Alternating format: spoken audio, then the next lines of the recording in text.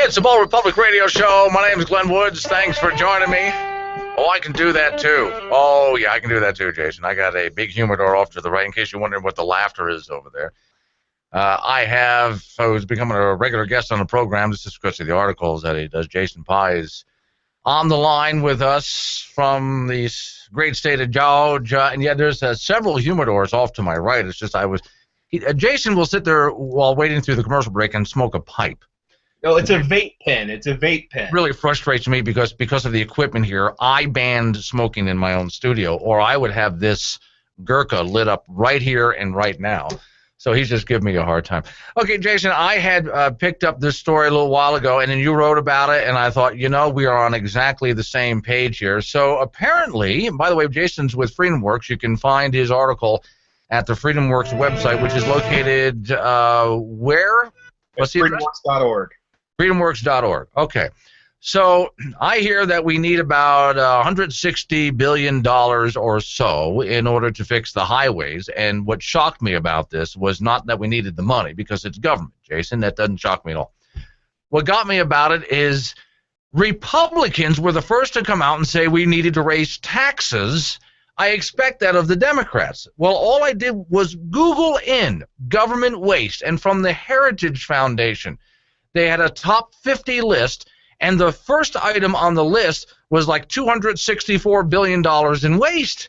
Why would the Republicans come out first? What did you find when you were researching your article? Well, it's not just the gas tax. I mean, this is, if you've been reading up on what Republicans have been doing in the little more than a week since they took full control of Congress, this is actually the one of three tax hike proposals that they floated. You had the gas tax, the internet sales tax, and now a tax to pay for defense spending to avoid the sequester cuts that are coming.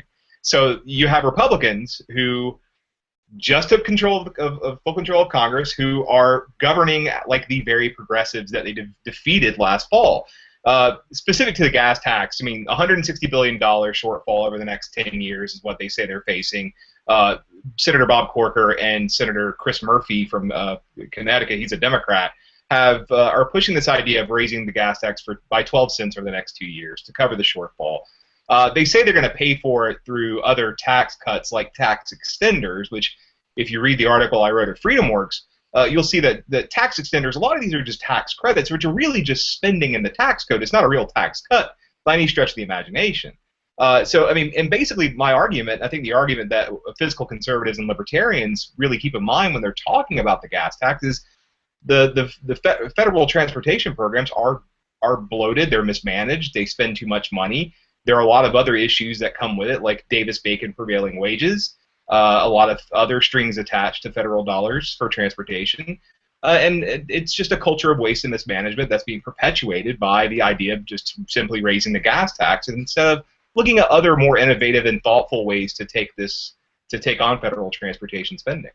So basically what you're saying here is by allowing them to raise the gasoline tax, it just continues the culture, and they never learn the lesson. Absolutely. I mean, I think if anything, we've learned, specifically from the last two presidents, President George W. Bush, who, despite his reputation as being this great Republican, was really a big spender, and then President Barack Obama, who obviously, as of, I think yesterday it was noted that he's proposing a 7% spending increase in his next budget, is also a big spender. He's been kind of kept in check by divided government, but Republicans really, as we've seen, aren't that great on spending issues. There are certainly some Republicans who are, but not many.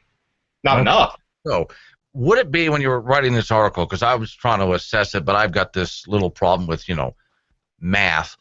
So my sister is an accountant, and she can't speak publicly. I can speak publicly, but I can't run numbers. So we each got something there out of the whole birth thing. But okay, if they just got control of the highway fund at its current level, would they be able to pay for everything if they just got rid of waste in the highway fund itself?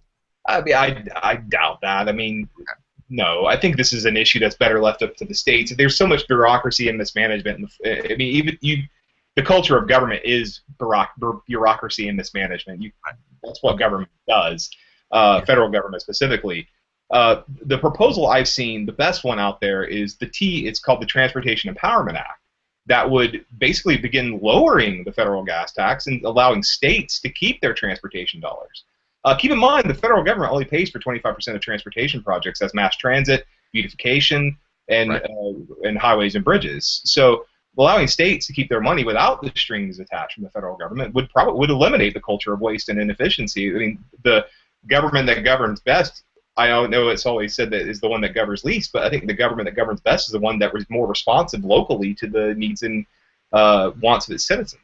Sure, and what I looked up from the Heritage Foundation, here again, if you just run through pure government waste, it would be so simple just to get some programs under control, and then there's that extra money. Well, let's take a look real quick here in wrapping up the state money that you're talking about. Here in Wyoming, since we produce so much energy, that means the federal government gets a good chunk of that money. So here's how this works. You're going to love this. So we take all of this money and we send it to Washington, D.C., and it goes through all of that bureaucracy, and then they send it back. One time they didn't try to send it back. We had to fight to get our cutback.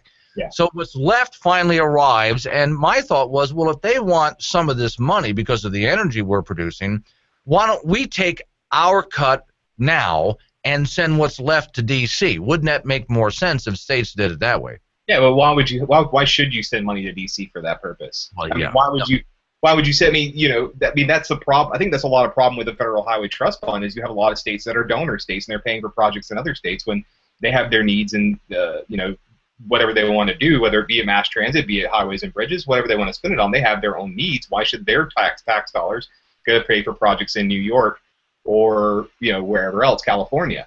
And going back, one point you were talking about the culture. We were talking about the culture of waste. I mean, a lot of our transportation dollars goes to pay for projects that, as in terms of ridership shares, aren't. I mean, they don't make a lot of sense from a cost benefit analysis. Mass transit, for example, doesn't consume a large share, and it's going to go further. It's going to go further down now that people are going to be driving more because gas prices are lower. That's something to really keep in mind as we approach this. I know mass transit projects are popular in a lot of major urban areas, but cost benefit, it's not there. Right, yeah. Well, Jason has Shaun of the Dead poster on one shoulder and Dawn of the Dead on the other, two of some of the greatest movies ever made. What's the one in the middle? There's glare on. Living Dead.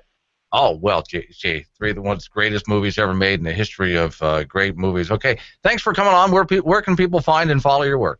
You can follow me on Twitter at Jace Liberty, on Facebook at facebook.com/LibertyPie, and then all my stuff is on freedomworks.org. All right, pleasure as always. Thanks for coming on. Thanks a lot. Appreciate it.